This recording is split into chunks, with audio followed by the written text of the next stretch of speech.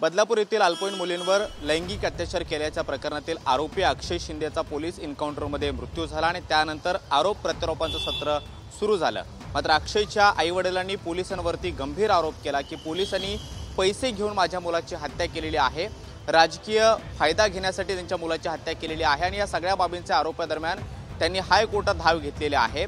कालच त्यांनी हायकोर्टासमोर ही बाब निदर्शनास आणून दिली आणि त्यानंतर न्यायमूर्ती रेवती मोहिते डेरे आणि न्यायमूर्ती पृथ्वीराज चव्हाण यांच्या खंडपीठासमोर त्यांनी दाद मागितली। त्यानंतर पहिल्यांदा सकाळच्या सत्रामध्ये त्यांनी कोर्टासमोर अक्षय शिंदेची हत्या करण्यात आलेली आहे असा आरोप सुद्धा पोलिसांवरती केला। शिवाय पोलिसांनी पैसे घेऊन माझ्या मुलाला संपवलेला आहे, राजकीय फायद्यासाठी माझ्या मुलाचा बळी देण्यात आलाय आणि मोठ्या लोकांना म्हणजे या पुण्यातल्या दुसरे जे लोक आहेत, शाळेचे ट्रस्टी असतील किंवा इतर असतील, त्यांना वाचवण्यासाठी माझ्या मुलाची हत्या केलेली आहे अशा पद्धतीचा गंभीर आरोप केलेला होता आणि त्यानंतर तशा पद्धतीच्या बाबी त्या कोर्टासमोर त्यांनी मांडल्या। अक्षयचे वडील अण्णा शिंदे यांच्या माध्यमातून वकील अमित कटानवरे यांनी ही बाब जी आहे ती कोर्टासमोर मांडलेली होती आणि त्यानंतर न्यायालयानं तुम्ही रितसर याचिका करा, त्यानंतर तुमचं म्हणणं आम्ही नक्की ऐकू अशा पद्धतीचं आश्वासन दिलेलं होतं आणि कालच ही याचिका जी आहे ती दाखल झालेली होती। आज सकाळी मुंबई हायकोर्टामध्ये न्यायमूर्ती रेवती मोहिते डेरे आणि न्यायमूर्ती पृथ्वीराज चव्हाण यांच्या खंडपीठासमोर सुनावणीला सुरुवात झाली। सरकारच्या बाजूने सरकारी वकील हितेन वेणगावकर हे बाजू मांडत होते, त्याचबरोबर अक्षयचे वडील अण्णा शिंदे यांच्या बाजूने अमित कटारनवरे हे वकील जे आहेत ते बाजू मांडत होते। दोन्ही बाजूची युक्तिवाद झाला आणि या सगळ्या दरम्यान मुंबई ठाणे पोलिसांनी जो एन्काउंटर केलेला आहे अक्षय शिंदेचा, त्या एन्काउंटरवरतीच हायकोर्टानं एक भलं मोठं प्रश्नचिन्ह उपस्थित केलेलं आहे। जवळपास 10 ते 11 प्रश्न हायकोर्टाकडून विचारण्यात आले पोलिसांना। त्या सगळ्या प्रश्नांची उत्तर देत असताना पोलीसच कुठेतरी अडचणीत असल्याचं आता सद्यस्थिती जी आहे ती पाहायला मिळते आहे। कारण पृथ्वीराज चव्हाण जे न्यायाधीश आहेत मुंबई हायकोर्टाचे, त्यांनी काही प्रश्नांची सरबत्ती सरकारी वकील हितेन वेणगावकर यांच्यावरती केलेली होती। सकाळच्या सत्रात सुनावणी पार पडत असताना अमित कटारनवरे जे अक्षय शिंदेच्या आईवडिलांचे वकील आहेत त्यांची खरं तर युक्तिवादाची वेळ होती, तेव्हा त्यांनी सगळ्या बाबी ज्या आहेत त्या कोर्टासमोर मांडायला सुरुवात केली। या दरम्यान अक्षय शिंदेची हत्या करण्यात आलेली आहे, कारण एन्काउंटरच्या दिवशीच 3:30 वाजता अक्षयला तुरुंगात असताना म्हणजे तळोजा कारागृहामध्ये त्याचे वडील अण्णा शिंदे भेटायला गेलेले होते। त्यावेळी तो नॉर्मल होता, शांत वाटत होता आणि मला कधीपर्यंत बाहेर पडता येईल असाही प्रश्न जो आहे तो त्याच्या वडिलांना विचारत होता।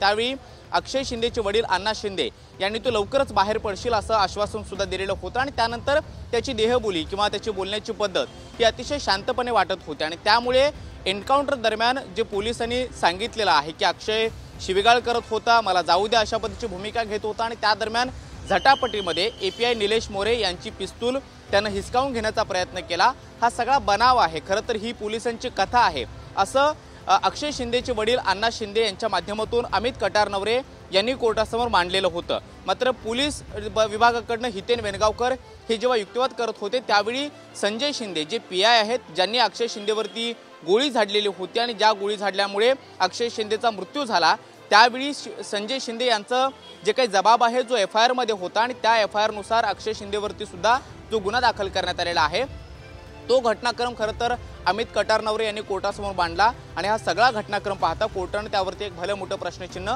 उपस्थित केलेलं आहे।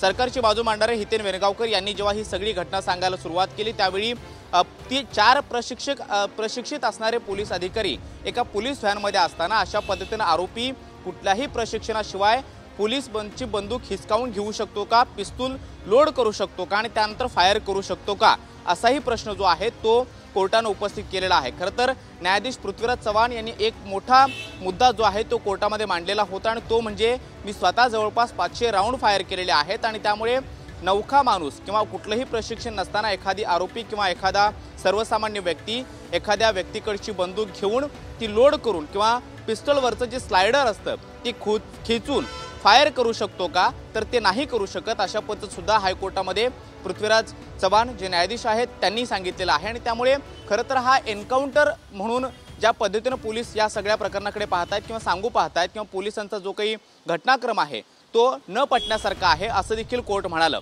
हितेन वेणगावकर हे एक मुद्दे मांडत असताना न्यायमूर्ती रेवती मोहिते डेरे यांनी हे देखील विचारलं की ज्या पोलीस अधिकाऱ्यानं गोळीबार केला त्यांनी एकदम जवळून गोळीबार केला का, डोक्यातच का गोळी घातली, ती पायावर का नाही झाडली, शिवाय पॉइंट ब्लँकनं गोळीबार करण्याची गरजच नेमकी काय होती। एसओपी ज्या असतात त्यावेळी एखादा आरोपी पळून जात असेल किंवा झटापट करत असेल किंवा तो पळण्याचा प्रयत्न करत असेल तर पहिल्यांदा त्याच्या पायावरती गोळी झाडण्याचं एक SOP असते आणि त्या गोष्टीचं पालन या घटनेमध्ये झालं नाही का, यावरून सुद्धा कोर्टाने एक प्रश्नचिन्ह जे आहे ते निर्माण केलेलं आहे। जवळपास 11 ते 12 प्रश्न हायकोर्टाच्या माध्यमातून पोलिसांना विचारण्यात आले आणि त्या सगळ्या प्रश्नांची उत्तर देत असताना पोलीस कुठेतरी अडचणीत जे आहेत ते असं भासू लागलेलं आहे।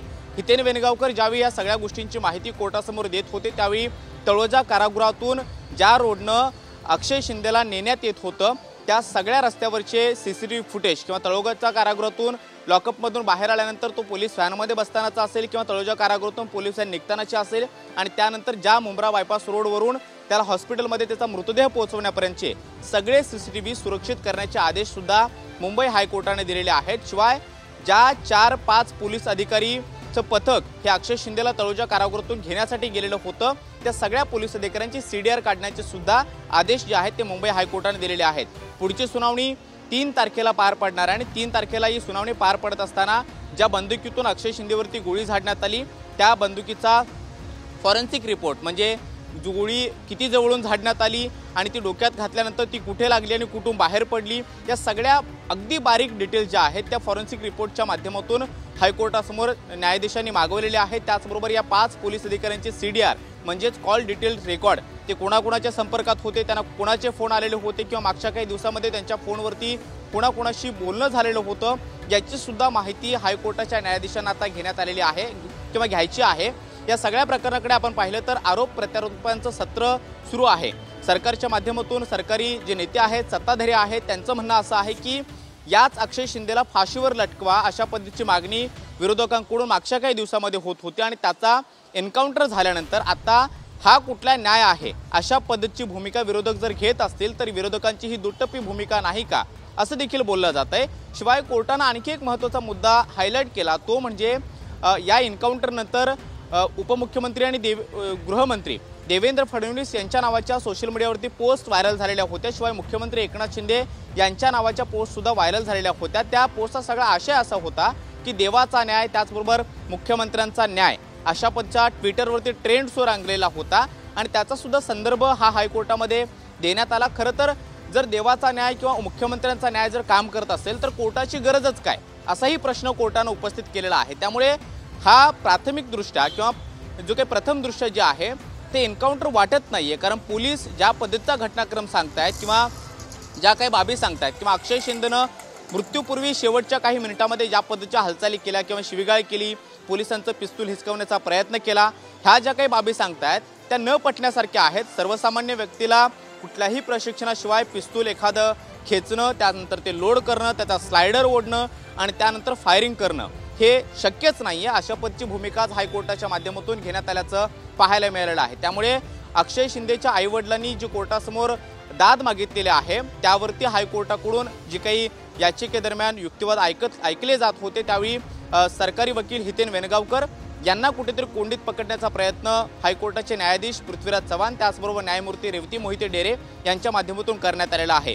3 ऑक्टोबरला पुढील सुनावणी होणार आणि या सुनावणी दरम्यान नेमकं काय काय बोललं जातं, दोन्ही बाजूचे कशा पद्धतीने पुन्हा युक्तिवाद होतात, शिवाय ज्या बाबींची मागणी हायकोर्टाच्या माध्यमातून करण्यात आलेली आहे त्यामध्ये ज्या बंदुकीतून गोळी झाडण्यात आली त्या दोन्ही बंदुकांचे म्हणजे अक्षय शिंदेनं API निलेश मोरे यांची बंदूक हिसकावण्याचा प्रयत्न केला आणि त्या रिव्हॉल्वरमधून पहिली गोळी API निलेश मोरे यांच्या मांडीमध्ये घुसली आणि त्यानंतर 2 गोळ्या इतरत्र फायर झाल्या। त्याचबरोबर PI संजय शिंदे यांनी स्वतःकडील पिस्तूलमधून एक गोळी अक्षय शिंदेच्या डोक्यामध्ये झाडली आणि त्यानंतर ती कुठून बाहेर पडली, कुठे लागली या सगळ्या बाबींचा इतिवृत्त जो आहे किंवा अहवाल आहे तो सुद्धा हायकोर्टाच्या माध्यमातून मागवण्यात आलेला आहे। शिवाय या 5 पोलीस अधिकाऱ्यांच्या भूमिकेकडे कुठेतरी संशयास्पद भूमिकेकडे पाहिलं जातं आणि त्यामुळे या 5 पोलीस अधिकाऱ्यांचा कॉल डिटेल्स रेकॉर्ड म्हणजे त्यांच्या फोनवरती कोणाचे फोन आले, कोणाकोणाचं संभाषण त्यांच्या फोनवरनं झालं याचाही CDR रिपोर्ट जो आहे तो सुद्धा हायकोर्टाच्या माध्यमातून मागवण्यात आलेला आहे। सगळ्यात महत्त्वाचं हा एन्काउंटर वाटतच नाहीये किंवा या सगळ्या घटनेमध्ये जो काही घटनाक्रम सांगितला जातोय तो न पटण्यासारखा आहे आणि त्यामुळे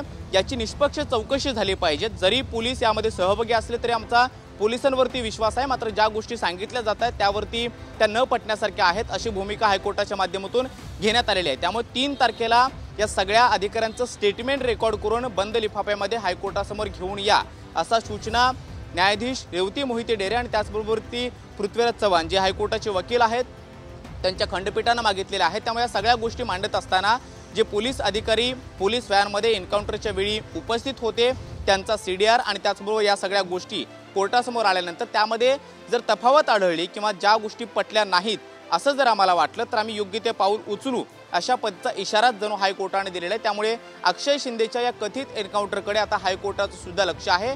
या सगळ्या घटनेमध्ये नेमकं काय काय झालं, शेवटच्या काही मिनिटांमध्ये नेमकी जी काही झटापट झाली त्याचे काही पुरावे उपलब्ध नाहीयेत, कारण ज्या रोडवरती मुंब्रा बायपास रोडवरती ही घटना घडली तिथे एकही CCTV कॅमेरा नाहीये। शिवाय जे लोकेशन हे ह्या घटनेचं आहे ते सुद्धा कुठेतरी संशयास्पद आहे की काय असाही देखील आरोप जो आहे तो होतो आहे। शिवाय अक्षय शिंदेला गोळी लागल्यानंतर मुंब्रा बायपास रोडवरून रुग्णालय किती अंतरावरती होतं, तुम्ही किती वेळात पोहोचलात असाही प्रश्न हायकोर्टाच्या माध्यमातून विचारण्यात आलेला होता। तर पोलिसांनी म्हणजे सरकारी वकील हितेन वेणगावकर यांनी कोर्टाला जी माहिती दिली त्यानुसार 25 मिनिटं साधारणतः त्याचा मृतदेह हॉस्पिटलमध्ये पोहोचवण्यासाठी लागलेला होता, मात्र डॉक्टरांनी त्याला तपासून दाखलपूर्व मयत असं घोषित केलेलं होतं असंही सांगण्यात आलेलं आहे। त्यामुळे या अनेक बाबी आज हायकोर्टामध्ये झालेल्या आहेत। सरकारी वकील हितेन वेणगावकर यांचा काही युक्तिवाद झाला, त्या युक्तिवादावरतीच कुठेतरी हायकोर्टानं प्रश्नार्थक भूमिका घेतली आणि अनेक प्रश्नांची सरबत्ती त्यांच्यावरती केली। शिवाय या सगळ्या प्रश्नासंदर्भातले ज्या काही बाबी आवश्यक आहेत किंवा रिपोर्ट्स आहेत ते सुद्धा पुढच्या सुनावणीला मागण्यात आलेले आहेत। मात्र अक्षय शिंदे जो या सगळ्या प्रकरणातला आरोपी होता, ज्याचा एन्काउंटर झाला, त्याचे आईवडील अण्णा शिंदे आणि त्याची आई यांनी हायकोर्टामध्ये धाव घेतल्यानंतर त्यांची बाजू ॲडव्होकेट अमित कटारनवरे यांनी मांडलेली आहे आणि पोलिसांवरतीच आरोप केलेले आहे। शिवाय राजकीय फायद्यासाठी अक्षय शिंदेची हत्या करण्यात आली आणि हा एक महत्त्वाचा आरोप जो आहे त्या आरोपाच्या अनुषंगाने आजच्या हायकोर्टामध्ये जी काही घडामोडी घडली ती आपण पाहतोय। दोन्ही बाजूचे युक्तिवाद झालेले आहेत आणि पुढची सुनावणी 3 तारखेला होणार आहे। त्यामुळे 3 तारखेच्या सुनावणीत हायकोर्ट नेमकी काय भूमिका घेतं, ज्या रिपोर्टची मागणी करण्यात आलेली आहे त्या रिपोर्टच्या मागणीनंतर ते कशा पद्धतीने पडताळले जातात आणि येत्या काळात कशा पद्धतीची चौकशी होते हे पाहणं महत्त्वाचं असणार आहे। सध्या तरी हे प्रकरण CIDकडे वर्ग करण्यात आलेले आहे। CID या सगळ्या प्रकरणाचा तपास करते, मात्र CIDच्या व्यतिरिक्त हायकोर्टाच्या भूमिकेनंतर कुठली स्वतंत्र यंत्रणा या सगळ्या प्रकरणाच्या चौकशीसाठी नेमली जाते का हे पाहणं महत्त्वाचं असणार आहे। व्हिडिओ जर्नलिस्ट गणेश रहाटे सोबत कृष्णा सोनारवाडकर, TV9 मराठी, ठाणे।